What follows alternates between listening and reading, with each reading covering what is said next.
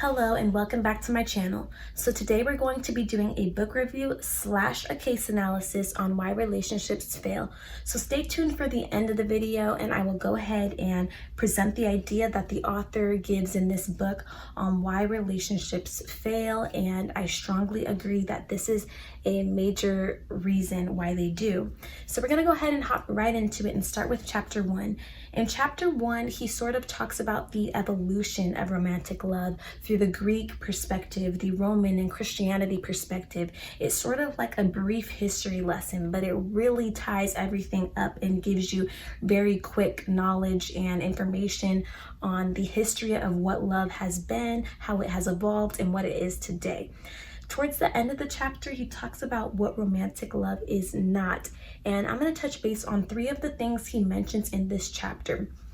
It is not lust, dependency, or glamorization. Sometimes we think that sexual attraction can create the foundation of our relationship and make it last, but sexual attraction actually is infatuation, which is a false flame. And it can lead to misperceptions of who the person actually is and dismissing their actual traits. When we base a relationship off of this, we actually remove the genuine admiration and replace it with something that is faux and not real and not sustainable for a strong companionship. Next is dependency. When we find ourselves saying that, oh, this person creates my happiness, this person creates my peace, this person creates my joy, without this person I can't be XYZ. I think that maybe sometimes we take it too far in a way that it's actually selfish. We're depending on this person to create our mood, our attitude, how we are, and we're ultimately sucking their energy and pulling it into ourselves because we can't sustain ourselves without it. That is a selfish way to love somebody because you're not able to have reciprocity within the relationship. That person is always giving to you and making sure that you are okay. And it's ultimately draining and leads to a suffocation of love. When we find ourselves being dependent on someone, whether it be for our confidence, our attitude, our mood, our happiness, then we ultimately see that that can be a faulty foundation for a relationship to be on. I know that most of us know we cannot give what we do not have. So if you don't have peace, confidence, self-love, and all of those things, then you're not going to be able to share that with somebody else. And that should ultimately be our goal. We should have these habits and these traits that we like about ourselves and develop about ourselves so that we can eventually in the future find somebody to share that with and not find somebody to create that for us. The next one is glamorization. Glamorization can lead to us exaggerating their virtues and ignoring their deficiencies. And when we do that, we set ourselves up for this thing called, failure, and we find ourselves saying, oh, how could they do that? How could they hurt me later on in the future, when we knew that's how they were, but we chose to ignore it. So we set ourselves up for a false vision of who this person actually is. And in the future, we ultimately let ourselves down because we didn't allow ourselves to accept and see how they are and believe how they are the first time around. Glamorization ultimately leads to disappointment because we're eventually going to see how this person is. The next part in this book is understanding romantic love and really understanding that just because you love somebody does not mean that you guys are compatible or mature enough to be in a relationship with each other. Love does not guarantee maturity, communication skills, wisdom, or conflict resolution.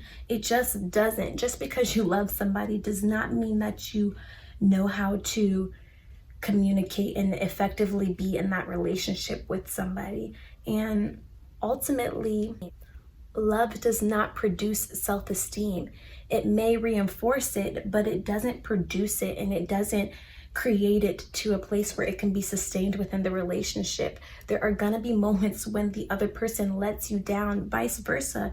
You're gonna let the person down as well. So if you're putting all of your happiness and dependency and thinking that love can just make all the disappointment disappear, then that is an immature way to view love. Next point in this book is complementary differences. So it's good to have differences, but sometimes differences can cause conflict and not expansion. It's good to have differences that allow you and the other person to expand and gain knowledge and really think about the other perspective rather than create friction. When your differences allow you to be challenged and stimulated in healthy ways, then it can produce a great relationship. It can ultimately be mutually enriching and not draining or restrictive. One of my favorite parts in this book is when he talks about autonomy, which is towards the end of the book. And one of the things about autonomy is other people do not exist to just merely satisfy our needs. That is another way of thinking that can be detrimental and suffocate your relationships. We have to understand that we are responsible for ourselves and not take everything so seriously or take offense and build a fence, which ultimately blocks us off from that other person. We have to learn to not catastrophize normal frictions when the person is, not completely being fully 100% attentive to you all the time. You're allowing yourself to step away and breathe and do your own thing and not be so moved and so, I guess all I can really explain it is just catastrophizing everything and making every little thing seem like that person doesn't love you. You're able to be autonomous and create your own happiness and share that with the other person. One of the quotes from the book is, "When we stop fighting the fact of our aloneness, then we can experience true romantic love." Ultimately, we have to be willing to see this person as they really are, with their shortcomings as well as their virtues, rather than trying to carry out a fantasy and be extremely dependent and infatuated, which equals false flame. So now we're ready for the true reveal on why relationships fail, which is very, very simple. And y'all might be mad that you waited this whole time, but it's actually a very simple idea, which can be extremely helpful and meaningful if you allow yourself to think about it and expand. A main reason on why relationships fail is because the person is not willing to grow with the individual. We are constantly evolving beings. We are constantly changing our perspectives and ideas in our mind and gaining new information. And a lot of the times our partners aren't able to grow with us, or they're not able to expand with us. And that can lead to dead weight on the relationship. And you can drag somebody along for a little while, but sooner or later, you're gonna let them go. And when a person is uncomfortable with your growth, or when you're uncomfortable with theirs, it doesn't allow the relationship to really proceed. And if it does, it can have a lot of friction within it. Relationships mainly fail because we are not able to accept and adapt to change. And we're constantly holding on to this fantasy of who we thought this person was. And this is the ultimate result of all of the issues that I previously talked about before that the book mentioned. Lust, dependency, glamorization, all of those things can add up to ultimately being let down. And when that person starts to change, when they start to evolve, when they start to learn new things, we're not used to who we're looking at and we're not comfortable with it. When we are so dependent on this fantasy of who someone is, change is not really what we want to see. And so this is a major fact on why relationships fail.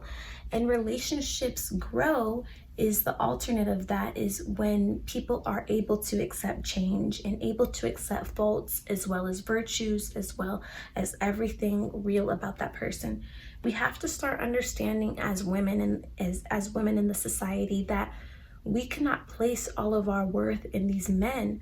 We cannot place all of our worth in people that are ultimately human. We're all gonna mess up. We're all capable of the same capacity of being horrible.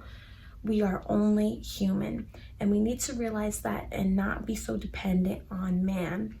So this book, The Psychology of Romantic Love by Nathaniel Braden, is definitely a must read.